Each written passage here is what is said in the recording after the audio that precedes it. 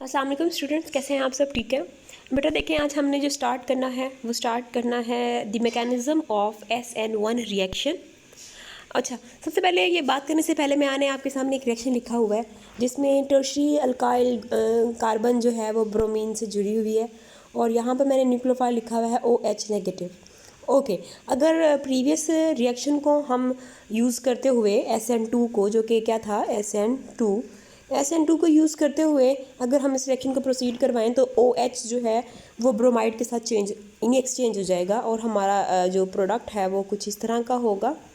यहाँ पर भी R ग्रुप होगा और यहाँ पर क्या लग जाएगा OH, और ब्रोमाइड यहाँ से लीव कर जाएगा और वो इस तरह से अलग हो जाएगा। ठीक है, एक यहाँ पर हम पॉजिटिव लगा के भी उसके साथ भी लिख सकते हैं। Okay, the question arise here कि ये रिएक्शन हुआ कैसे, और जो इस रिएक्शन की जो स्पीड है ना वो कंसर्टेड रिएक्शन जिसको हम SN2 कहते हैं उस रिएक्शन से बहुत ही कम है। मतलब बहुत देर बाद ये रिएक्शन जो है वो प्रोसीड होता है। ठीक है, ये बहुत देर बाद जो है रिएक्शन है ये प्रोसीड होता है। तो यहाँ पर फोकस इस बात का था कि ये रिएक्शन किस मैकेनिज़्म के थ्रू हुआ और इसका जो रेट है वो किस तरह से स्लो हो गया। ये पहले तो स्लो था, फिर वो फास्ट हो गया। जब साइंटिस्ट ने इस रिएक्शन के ऊपर फोकस किया तो उन्हें पता चला कि ये रिएक्शन जो है वो SN2 की तरह तो नहीं होता। ठीक है, क्यों?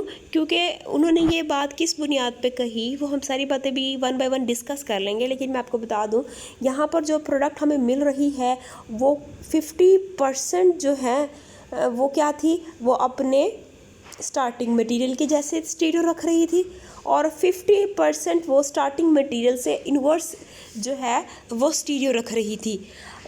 इसके नतीजे में जब हमने चेकआउट किया कि जो यहाँ पर प्रोडक्ट बन रही है क्या वो सिमेट्रिकल है या एसिमेट्रिकल है, होना तो उसे एसिमेट्रिकल चाहिए ना, क्योंकि उसके ऊपर 4 डिफरेंट ग्रुप्स भी अटैच हो सकते हैं। अगर मैं ये R ग्रुप एक एथाइल कर दूँ, एक मिथाइल कर दूँ, एक प्रोपाइल कर दूँ, तो ये सेंटर वाली कार्बन क्या हो जाएगी, ये एसिमेट्रिक कार्बन हो जाएगी जिसको हम कायरल कार्बन बोलते हैं। लेकिन जब हमने उसका प्रोडक्ट चेकआउट किया तो हमें पता चला कि ये उसकी कायरलिटी जो है वो लॉस हो जाती है, वो ख़त्म हो जाती है। क्यों? जबकि ऐसा तो नहीं होना चाहिए था। SN2 में तो हमने पढ़ा था कि हमारे पास एक प्रोडक्ट आती है जो कि रिएक्टेंट की स्टीरियोकेमिस्ट्री के 100% इन्वर्जन शो करवाती हुई मिलती है ना। तो इन सारी बातों को माइंड में रखते हुए ये बात प्रूव हुई कि हमारे पास कोई और मैकेनिज़्म है जो कि डिफरेंट है, तो ज़रूरत उसको स्टडी करने की हुई। ओके, थोड़ा सा एक हाउ नाउ हो गया है जी। जो आते हैं मैकेनिज़्म SN1 की तरफ, जिस तरह के हमारे पास एक यहाँ पर टर्शी ब्यूटाइल ब्रोमाइड का रिएक्शन दिखाया हुआ है और साथ में वाटर दिया हुआ है। आपके पास जो प्रोडक्ट मिली उसका जो रिएक्शन रूट है वो थोड़ा सा डिफरेंट है as compare to SN2 reaction के। जब रिएक्शन को स्टडी किया तो हमें पता चला कि ये थोड़ा सा डिफरेंट है। डिफरेंट किस सेंस में है? एक तो इसका जो रेट ऑफ रिएक्शन वो पहले वाले रिएक्शन से चेंज है। सम टाइम बहुत ज़्यादा फास्ट हमें मिल जाता है, अगर जो कि हमारे SN2 रिएक्शन से ज़्यादा फास्ट आपको यहाँ पर रिएक्शन मिलता है जब आप प्राइमरी अल्काइल हैलाइड के बजाय टर्शरी अल्काइल हैलाइड यूज़ करते हैं, या यहाँ पर हम सेकेंडरी अल्काइल हैलाइड यूज़ कर लेते हैं। तो सेकेंडरी अल्काइल हैलाइड और टर्शरी अल्काइल हैलाइड जब एक वीक न्यूक्लियोफाइल के साथ, से वाटर, हम यहाँ पर एग्जांपल ले लेते हैं, वाटर के साथ जब हम यहाँ पर रिएक्ट करवा रहे हैं, क्योंकि यहाँ पर जो वाटर है वो as a weak nucleophile act करेगा। जब वो as a weak nucleophile act कर रहा है तो तब भी यहाँ का जो रिएक्शन का जो रेट है वो मिलियंस टाइम्स फास्टर है as compare to your previous reaction, जो कि क्या था, SN2 रिएक्शन है।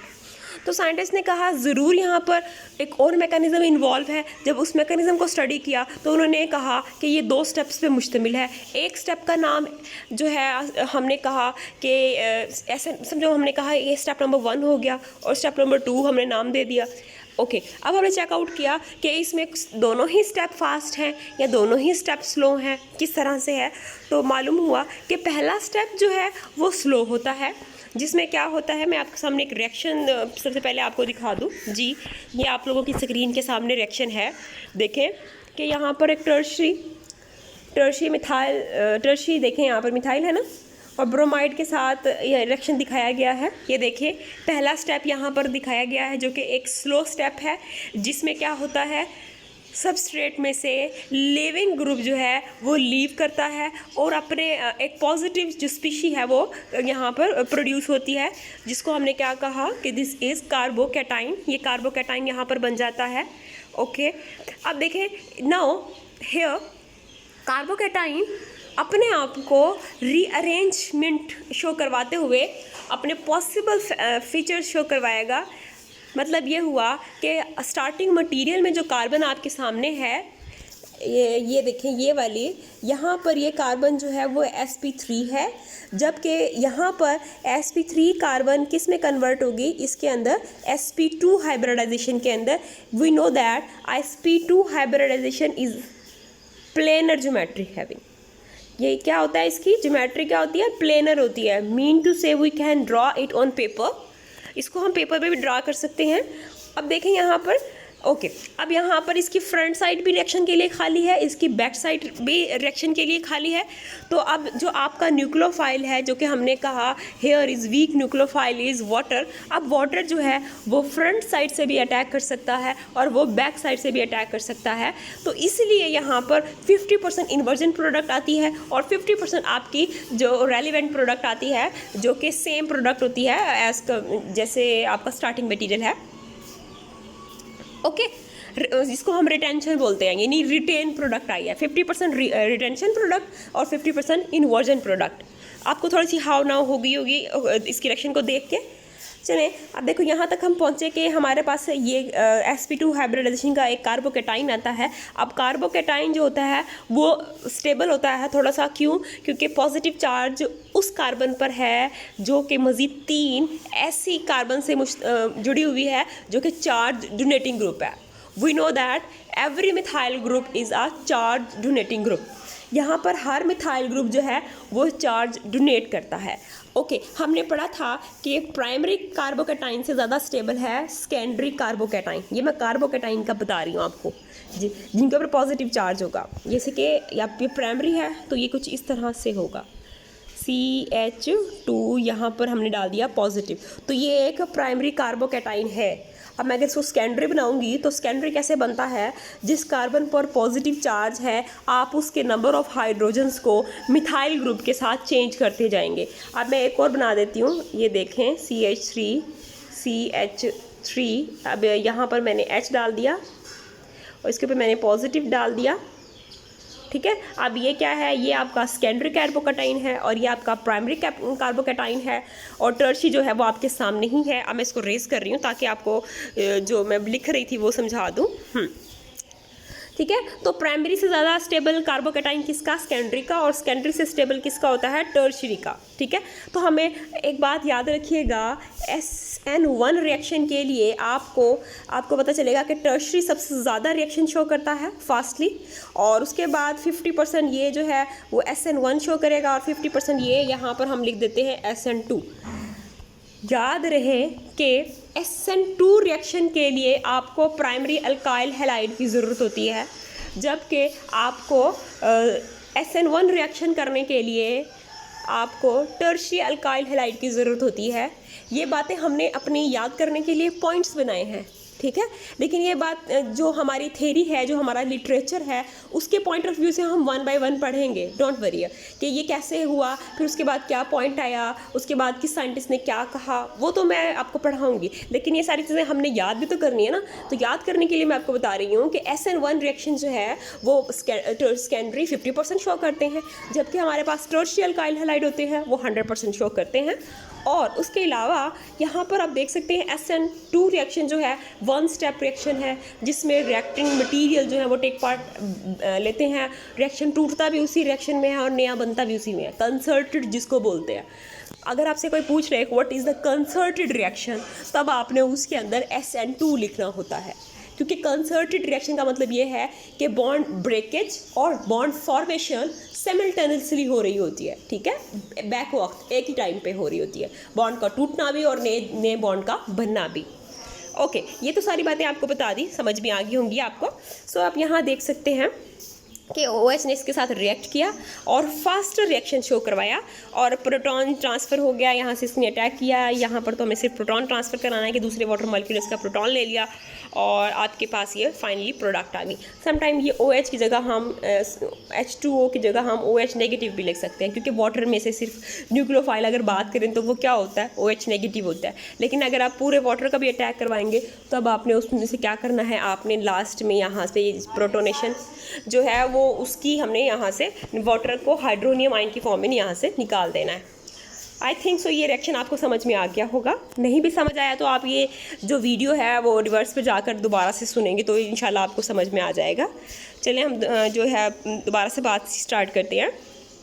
एक ओवरव्यू मैंने आपको दे दिया, तो देखें इस रिएक्शन को देखने के बाद उन्होंने कहा कि ये SN2 मैकेनिज़्म को फॉलो नहीं करता, बल्कि यहाँ पर एक और मैकेनिज़्म है जिसको हम क्या कहेंगे, SN1 मैकेनिज़्म कहेंगे। क्योंकि जब हमने देखा कि उनको कैसे पता चला कि ये SN2 मैकेनिज़्म नहीं है, बिकॉज उन्होंने क्या किया, उन्होंने इस रिएक्शन के अंदर कंसंट्रेशन ऑफ सबस्ट्रेट और कंसंट्रेशन ऑफ न्यूक्लियोफाइल जो कि वाटर है उसको डिस्टर्ब करके चेकआउट किया, क्या रेट में फ़र्क आता है या नहीं आता। उन्होंने क्या किया कि मिथाइल यहाँ पर टर्शी मिथाइल ब्रोमाइड जो है उसकी कंसंट्रेशन को बढ़ा दिया, तो हमारा रिएक्शन भी उतने ही बढ़ गया। हमने कहा कि रिएक्शन का जो रेट है वो इस अल्काइल हैलाइड पे तो डिपेंड कर रहा है। अगर अल्काइल हैलाइड की कंसंट्रेशन को डबल कर रहे हैं तो रेट ऑफ रिएक्शन भी डबल हो रहा है। ओके, एक पॉइंट उन्होंने लिख लिया, ठीक है। लेकिन साथ ही जब उन्होंने यहाँ पर न्यूक्लियोफाइल की कंसंट्रेशन को बढ़ाया तो हमारे रिएक्शन के रेट पर कोई फ़र्क नहीं पड़ा। तो साइंटिस्ट ने क्या कहा, साइंटिस्ट ने कहा कि रिएक्शन के रेट पर न्यूक्लियोफाइल इफ़ेक्ट नहीं कर रहा, लेकिन अगर हम सबस्ट्रेट की कंसंट्रेशन को अनबैलेंस करते हैं, कम करते हैं, बढ़ाते हैं तो रेट पर डायरेक्टली इफ़ेक्ट पड़ रहा है। तो उन्होंने अख़ज़ किया कि ये मैकेनिज़्म SN2 तो नहीं हो सकता, बल्कि एक और मैकेनिज़्म है जिसमें उन्होंने कहा कि रेट सिर्फ और सिर्फ डिपेंड कर रहा है अल्काइल हैलाइड पे, जिसमें सिर्फ एक मॉलिक्यूल टेक पार्ट कर रहा है। तो इस बुनियाद पे इन्होंने रिएक्शन का क्या नाम रख दिया, सब्स्टिट्यूशन न्यूक्लियोफिलिक यूनिमॉलिक्यूलर रिएक्शन। याद रहेगा, सब्स्टिट्यूशन न्यूक्लियोफिलिक यूनिमॉलिक्यूलर रिएक्शन नाम रखा। अच्छा, फिर उसके बाद देखो, फिर उन्होंने कहा इस बात को मद्देनज़र रखते हुए जो रेट क्या होगा वो किसके डायरेक्टली प्रोपोर्शनल होगा, अल्काइल हैलाइड के। और डायरेक्टली प्रोपोर्शनल के साइन में जब आप इक्वल के साइन में चेंज करते हो तो आपके सामने ये वाली इक्वेशन जो है वो आती है, ठीक है। और इस बुनियाद पर जब उसके अंदर एक मॉलिक्यूल टेक पार्ट करता है तो हम इस रिएक्शन का क्या कहते हैं, इसको कहते हैं फर्स्ट ऑर्डर रिएक्शन। क्या कहते हैं बेटा, हाँ जी, फर्स्ट ऑर्डर रिएक्शन कहते हैं। अच्छा, मैंने पीछे एक ऑर्डर आपको समझाया था कि जिस तरह से साइज़ बढ़ता है, बेसिसिटी कम होती है, तो उनकी न्यूक्लियोफिलिसिटी इन्हेंस होती है। जैसे एग्जांपल आप ले लें फ्लोराइड की, मैंने आपको एक टेबल पहले भी करवाया था। आपने फ्लोराइड की एग्जांपल ली और यहाँ आपने आयोडाइड की एग्जांपल ली। हमने कहा था this is strongest base but unstable है, और ये एक वीकेस्ट बेस है लेकिन ये स्टेबल है, और ये बेस्ट न्यूक्लियोफाइल है, ये एक बेस्ट न्यूक्लियोफाइल के तौर पर एक्ट नहीं करता। पढ़ा था ना, ये सारी बातें हमने पढ़ी थी किसके अंदर, कौन से वाले टेबल के अंदर पढ़ी थी, हाँ 10.2 के अंदर पढ़ी थी। लेकिन याद रखिएगा वो किससे रिलेट कर रहा है, कौन से मैकेनिज्म से रिलेट कर रहा है, SN2 मैकेनिज्म से रिलेट कर रहा है। जबकि अब हम यहाँ पर क्या पढ़ रहे हैं, हम पढ़ रहे हैं SN1, ठीक है। हम यहाँ पर क्या पढ़ रहे हैं, SN1, जबकि हमें पता है इसके अंदर आपका अल्काइल RX भी जो है RX भी रेट पर इफ़ेक्ट हो रहा होता है, और यहाँ पर न्यूक्लियोफाइल भी रेट पर इफ़ेक्ट हो रहा होता है। लेकिन सिर्फ SN1 के अंदर सिर्फ और सिर्फ आपका अल्काइल हैलाइड जो है वो रेट पर डायरेक्टली डिपेंड कर रहा होता है। अगर आपके न्यूक्लियोफाइल को चेंज आउट कर दें, कम कर दें, ज़्यादा कर दें तो कोई फ़र्क नहीं पड़ता। तो टेबल 10.2 वाले जितने भी रीजन्स हैं वो यहाँ पर कोई ख़ास फ़र्क नहीं डालेंगे, ठीक है। बताने का मतलब ये था। ओके, बस उसके बाद हमें पता चला कि this is a unimolecular reaction, SN1 जो है stand for substitution nucleophilic 1 unimolecular reaction. और उसके बाद मैंने आपको ये बताया कि हमारे पास क्या होता है, हमारे पास अगर कंसंट्रेशन जो है अल्काइल हैलाइड की बढ़ा दे, डबल कर दे, तब हमारे पास रिएक्शन जो है वो भी डबल हो जाएगा। ठीक है, तो मतलब ये हुआ कि हमारा जो रेट है वो किस पे डिपेंड करेगा, सिर्फ और सिर्फ अल्काइल हैलाइड पे। अल्काइल हैलाइड अगर हम देखें जिस स्टेप में बन रहा होता है पहले स्टेप में, क्या कोई और अदर स्पीशी भी इन्वॉल्व है उस स्टेप में? हम देखते हैं नहीं, सिर्फ और सिर्फ एक सबस्ट्रेट इन्वॉल्व होता है, जिसमें क्या होता है कि सबस्ट्रेट अपना लिविंग ग्रुप लीव करता है और अपना एक कार्बोकेटाइन बनाता है ना। तो इसको हम स्टेप नंबर 1 कहेंगे और इसको कहेंगे कि इसमें सिर्फ और सिर्फ सिंगल मॉलिक्यूल टेक पार्ट कर रहा है और ये एक थोड़ा सा स्लो स्टेप है, तो इसलिए ये रेट डिटर्मिनिंग स्टेप था। ठीक है, और उसके बाद जो है अब हमारे में कार्बोकेटाइन वाली जो मैंने बात की थी कि कार्बोकेटाइन अपने आप को रीअरेंज करता है और यहाँ पर पॉसिबिलिटी चांस जो होते हैं वो 2 साइड से होते हैं कि वो बैक साइड से अटैक कर ले या फ्रंट साइड से अटैक कर ले। तो इसके नतीजे में हम आपके पास 2 प्रोडक्ट आते हैं, एक होती है 50% रिटेंशन, एक होती है 50% इन्वर्जन। ठीक है, तो अगर 50% आपके पास नेगेटिव कंपाउंड है, 50% आपके पास पॉजिटिव कंपाउंड है, तो आंसर आपका क्या आएगा? 0। नेट रिजल्ट क्या आएगा? 0। तो इसलिए यहाँ पर कहा गया है कि आपकी जो कायरलिटी है ना वो लॉस हो जाएगी, वो ख़त्म हो जाएगी। जो हमारा स्टार्ट में एक पॉइंट था कि हमने जब देखा था कि ये SN2 से SN1 मैकेनिज्म डिफरेंट है, क्योंकि जो हमारे प्रोडक्ट है उसकी कायरलिटी का मतलब ये होता है कि एक ऐसी कार्बन जिसके पास 4 डिफरेंट फंक्शनल ग्रुप अटैच हों। जब हम इस तरह की कोई एग्जांपल लें कि यहाँ पर है CH3 और यहाँ पर है C2H5 और यहाँ पर है C3H7 और यहाँ पर कोई ब्रोमाइड अटैच है, तो now this is carbon is a chiral carbon. अब इसकी जो प्रोडक्ट हासिल की तो हमने कहा होना तो उसे कायरल चाहिए था, लेकिन वो कायरल नहीं है। क्यों नहीं कायरल है? क्योंकि कुछ इसकी प्रोडक्ट इस कैसे आएगी। अब मैं इसी की प्रोडक्ट यहाँ पर बना रही हूँ, इसको यहाँ से रेस करके दूसरे वाले से। यहाँ पर एक क्या लग गया? न्यूक्लियोफाइल लग गया। ठीक है, न्यूक्लियोफाइल लगने के बाद एक और प्रोडक्ट आई हमारे पास जो कि इसका इन्वर्स कह ले। यहाँ पर यहाँ पर CH3 कह लें, यहाँ पर C2H5 कह लें और यहाँ पर C3H7 कह लें और यहाँ पर न्यूक्लियोफाइल अटैच कर दें। तो ये वाला 50% रिटेंशन हो गई और ये 50% क्या हो गई? इन्वर्जन हो गई। तो आपको याद हो, आपने पिछली क्लास में एक रेसिमिक मिक्सचर पढ़ा था जिसमें 50% पॉजिटिव होता है, 50% नेगेटिव होता है, सॉरी। ठीक है, तो ये हमने पढ़ा था। तो अब ये एक रेसिमिक मिक्सचर बन गया ना, अगर हम उसकी डेप्थ में जाके स्टडी करें, है ना। तो 50% अगर वो पॉजिटिव को अगर हमारी प्लेन पोलराइज लाइट को घुमाएगा तो 50% उसको नेगेटिव साइड पे भी तो घुमाएगा ना। तो इस तरह वो नेट रिजल्ट उसका क्या हो जाएगा? 0। तो ये एक लेबल्ड एग्जांपल है, यानी आप अगर एक कार्बन के साथ जुड़ी हुई अल्काइल हैलाइड यूज़ करेंगे तब ये शो करवाएगा। ये ज़रूरी नहीं है कि हर एक के अंदर आपने यही वाली एग्जांपल जो है वो पुट कर देनी है, नहीं। ये हमने देखना है कि क्या ये वो कायरल पहले है, फिर उसकी कायरलिटी लॉस हुई, तो ये हमें प्रूव दे रहा था कि आपके पास यहाँ पर इसकी जो स्टीरियो केमिस्ट्री है वो चेंज हो रही है। ठीक है, ओके। इस बात को हम सिंपल भी पढ़ सकते हैं कि हमारे पास जो है 50% इन्वर्जन प्रोडक्ट आती है, 50% रिटेंशन प्रोडक्ट आती है। ओके, अब यहाँ देख सकते हैं कि अल्काइल ब्रोमाइड जो है वो यहाँ पर टर्शियरी अल्काइल हैलाइड जो है वो कितना ज़्यादा, यानी 1 करोड़ इसको पढ़ेंगे, यानी 1 मिलियन टाइम फास्ट रिएक्शन है एज़ कम्पेयर टू सेकेंडरी के। सेकेंडरी का जो रेट है वो कितना है? 11.6 मीटर पर सेकंड होगा और ये देखें 1 पॉइंट है इसका और ये 1.0 है। जैसे जैसे हम प्राइमरी की तरफ चले गए रेट ना होने के बराबर हो गया। अगर इसको पहले से कंपेयर करें तो आप लोग अंदाज़ा लगा सकते हैं कि कौन सा रेट जो है वो SN1 मैकेनिज्म शो करेगा जिसके साथ टर्शियरी अल्काइल हैलाइड जुड़े हुए हैं, या सेकेंडरी वाला भी जो है शो करता है रिएक्शन, लेकिन बहुत ही कम करते हैं। ओके, ये देखो पहले रिएक्शन के अंदर क्या होता है कि हमारा कार्बन और न्यूक्लियोफाइल वाला बॉन्ड टूटता है और कार्बोकेटाइन बनता है। दूसरे में क्या होता है कि कार्बोकेटाइन जो है वो एक प्रोटोनेटेड एक न्यूक्लियोफाइल उसको अप्रोच करता है फ्रॉम बैक साइड और फ्रॉम फ्रंट साइड। ये एग्जांपल अब आपको अच्छे से समझ आ गई होगी, गौर से देख लें आप इसको कि किस तरह ओल्ड बॉन्ड ब्रोमाइड का इसके साथ टूटा है। यहाँ पर ये देखें, ये यहाँ से टूट गया और फिर यहाँ पर इसने अपने को रेंज किया। अब ये इसके ऊपर अप्रोच कर रहा है। अब ये रिएक्शन फास्ट है, ये स्लो है, स्लो रेट डिटर्मिंग स्टेप होगा। अब देखो वाटर ने इसके ऊपर अप्रोच कर लिया है। अब दूसरा वाटर मॉलिक्यूल इसका प्रोटॉन लेके ताकि इसको न्यूट्रल स्पीशी में कन्वर्ट कर रहा है, जो कि आपकी प्रोडक्ट है। एक ने तो यहाँ से अटैक किया, अब दूसरा जो है वो पीछे से भी अटैक करके दूसरी वाली प्रोडक्ट आप यहाँ पर बना सकते हैं। यहाँ पर नहीं बनाई हुई, आगे रिएक्शन है उसमें दोनों बातों को डिस्कस किया गया है, जो कि एक इन्वर्जन और रिटेंशन को बताएगी। ठीक है, अच्छा यहाँ पर आप लोग देख सकते हैं, हमारे पास यहाँ पर ग्राफ है। अच्छा देखें, यहाँ पर बताया जा रहा है कि सबसे ज़्यादा रेट डिटर्मिंग स्टेप की एनर्जी जो है वो बहुत ज़्यादा हाई होती है। ये देखें, अगर इसको हम यहाँ से डॉट लाइन में, अगर हम यहाँ पर डॉट लाइन में यहाँ से मिला दें तो इसकी देखिए एनर्जी यहाँ तक है। जब हम इसको यहाँ पर डॉट लाइन से मिलाएं तो इसकी एनर्जी कम है, और यहाँ पर देखें इसकी एनर्जी कम है।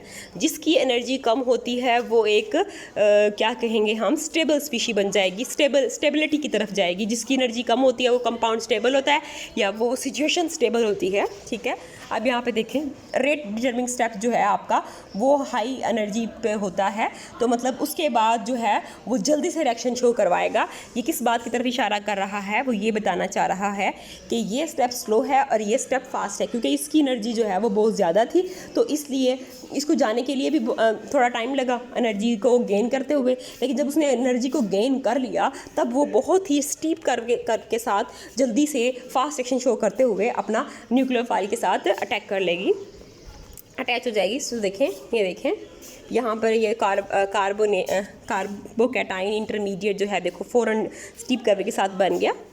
ठीक है, ओके। फिर protonation Aahista Aahista slow process से होती रहती है, क्योंकि जहाँ पर आपका हाइड्रोनियम आयन बनता है वो भी थोड़ा सा स्टेबल होता है, फिर भी ये वाला स्टेप भी थोड़ा सा स्लो होता है, और यहाँ पर देखें आपके पास फाइनली प्रोडक्ट आ जाती है। ओके। अच्छा, ये वाली बात मैं आपको पहले बता चुकी हूँ कि मोस्ट रिएक्टिव जो स्पीशी होती है वो होती है अल्काइल हैलाइड, फिर होती है सेकेंडरी अल्काइल हैलाइड, फिर होती है प्राइमरी अल्काइल हैलाइड, जो कि एक लीस्ट रिएक्टिव होती है।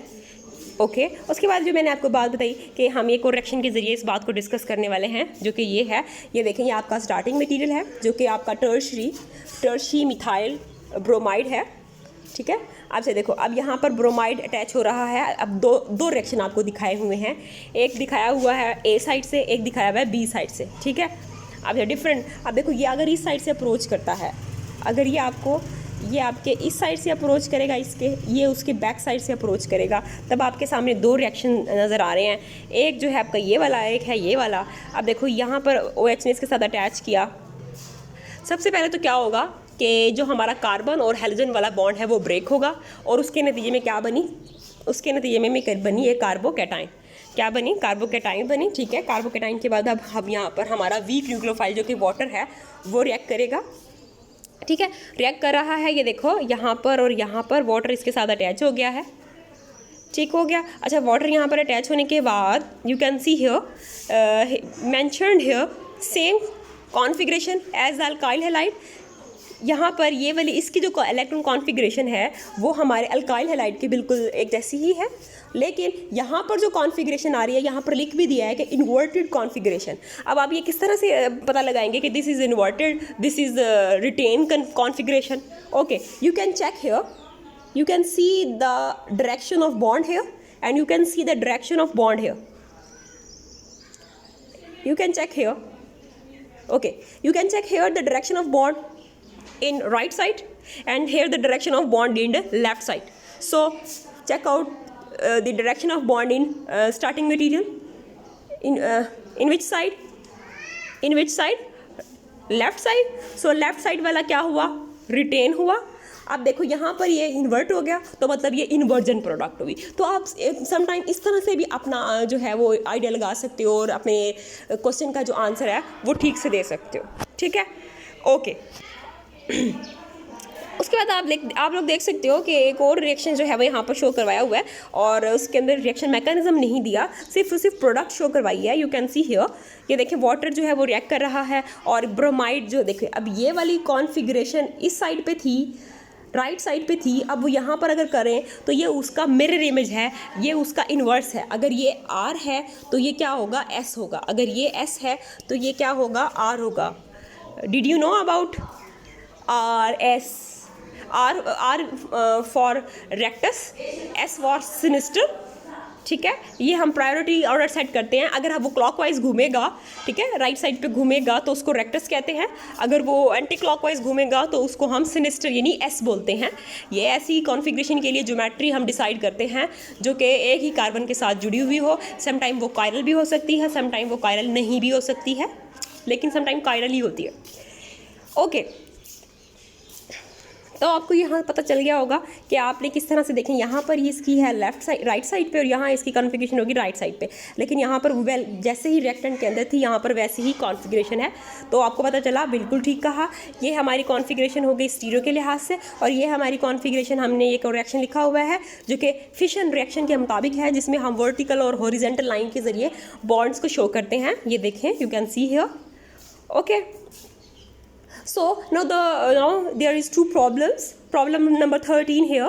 Arrange the following alkyl bromide in order of decreasing reactivity in an SN1 reaction: isopropyl bromide and propyl bromide and tertiary butyl bromide and methyl bromide. ठीक है, question समझ में आ गया आपको, आपने इनको अरेंज करना है। और उसके अलावा क्या है, why are the rate of SN2 reaction of ethyl bromide and methyl bromide given in the table 10.4 so slow.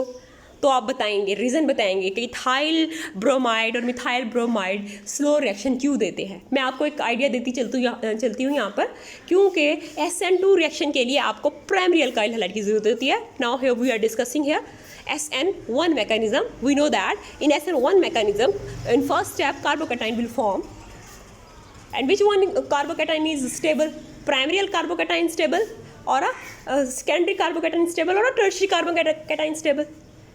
जब आपके माइंड में ये क्वेश्चन आ जाएगा तो आप इस क्वेश्चन का आंसर केबल होंगे कि यहाँ पर जो कार्बोकैटायन बन रहा है वो प्राइमरी है, ठीक है। एक के अंदर कार्बन की क्वांटिटी कम है तो वो थोड़ा सा कम स्टेबल होगा एज़ कम्पेयर टू वो जिसके अंदर कार्बन की क्वांटिटी ज़्यादा है। फॉर एग्जांपल, मिथाइल ब्रोमाइड का जो कार्बोकैटायन है वो लीस्ट स्टेबल है as compare two ethyl bromide. Ethyl bromide का जो कार्बोकैटायन बनेगा वो थोड़ा सा स्टेबल है, क्योंकि वहाँ पर कार्बन की क्वांटिटी ज़्यादा है, ठीक है। तो ये मैंने आपको आइडिया भी दे दिया है, आप इसको अब फर्दर जो है वो इन्हेंस कर लोगे। Okay, got it. नेक्स्ट जो वीडियो होगी वो उसमें हम जो है फैक्टर अफेक्टिंग को डिस्कस करेंगे, ठीक है। या इसको यहीं तक स्टॉप करते हैं।